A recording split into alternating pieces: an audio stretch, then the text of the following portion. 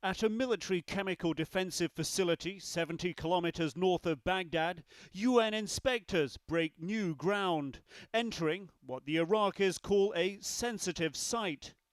In the past, that would have limited the UN to a maximum of 4 experts. Now, backed by the new and tough UN Resolution 1441, almost a dozen inspectors viewed the site and saw everything they wanted.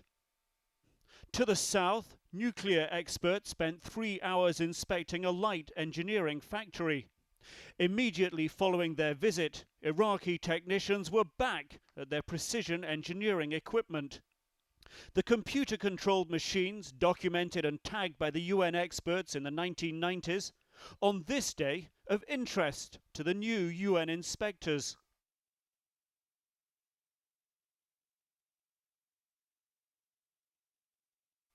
The same inspection team moved on to the former nuclear research site Al Farat for another 2 hours of work. And then, in keeping with the last few days of inspections, journalists invited in by Iraqi officials. This site claimed by President Bush to have shown new construction.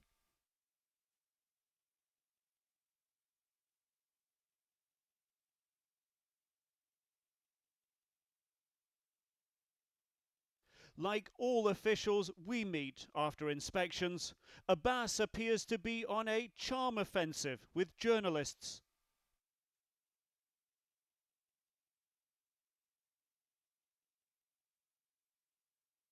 Even ready to respond to suggestions in British newspapers, Iraq may be setting out to mislead the UN.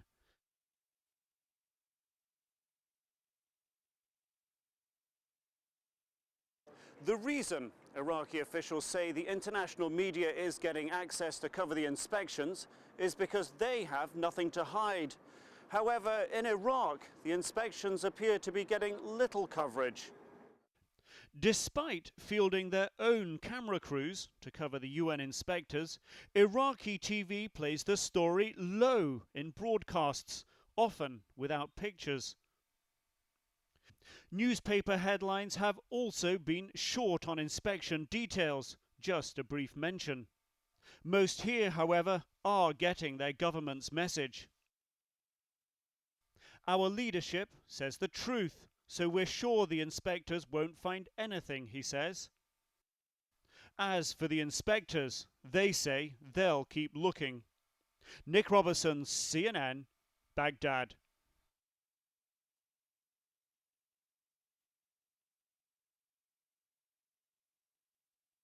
Close, but unsure of the way, UN inspectors call on Iraqi officials to direct them. Cooperation turning to familiarity as on day 5 each side settles to the routine of the other. Minutes later, the team of international experts drive unchecked into the central Baghdad military-industrial Al-Karana complex. Not yet 9 in the morning, and another day's inspection just beginning. Taking notes, talking with site officials and touring buildings, the inspectors linked to the production of parts for the banned Al-Hussein Scud missile, capable of delivering a warhead 650 kilometers. At one point, an apparently irate Iraqi official appears clutching documents. The inspection, however, ends at 3 p.m. as Al-Karama employees leave for the day.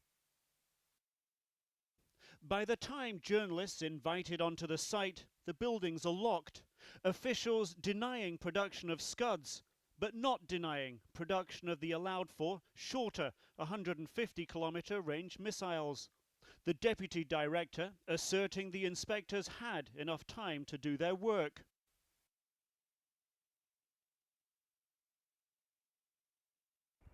Exactly what the inspectors were looking for, and perhaps more importantly, what they may have found, is unclear.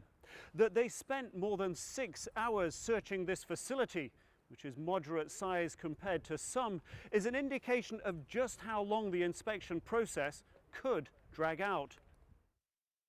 On Iraqi television, the first close-up pictures of inspectors at work with Iraqi officials.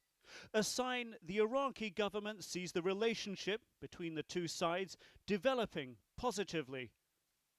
A sign, too, everyone here is settling in for the long haul.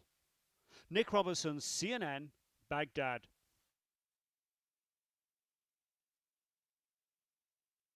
Numbered and tagged, rows of rusting chemical warfare equipment lie in a rotting warehouse. The site, Al-Muthana, birthplace of Iraq's bio-warfare program and heart of its chemical research and production in the 1980s, apparently left in ruin. What Gulf War bombing didn't destroy in 1991, UN weapons inspectors did in the mid-1990s, filling containers like this with cement and putting UN tags on them. This day, chemical, biological and missile inspectors returned to review the site, spending 5 hours searching the sprawling desert complex 120 kilometers northwest of Baghdad.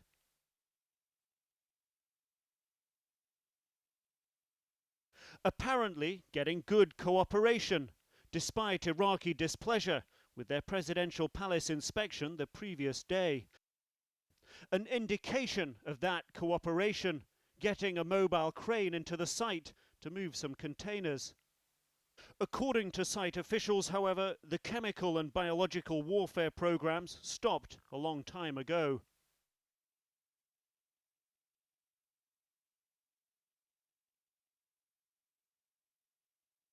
The sheer scale of this site, 25 square kilometers, is an indication of Iraq's previous commitment to weapons of mass destruction. Now, containers like these are put across the door to stop it continuing. In Baghdad, Iraqi officials upset about the presidential palace inspection the previous day, blaming the visit on pressure by the United States.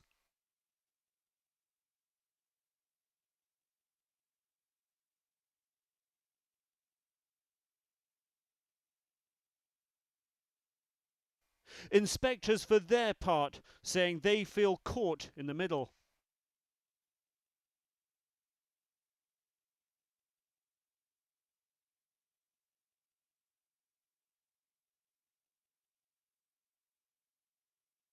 Hard to gauge what the inspectors were thinking when they left Al-Muthana. It is, however, one less site to visit, and to the untrained eye at least, possibly one they won't be coming back to soon. Nick Robertson, CNN, Al-Muthana, Iraq.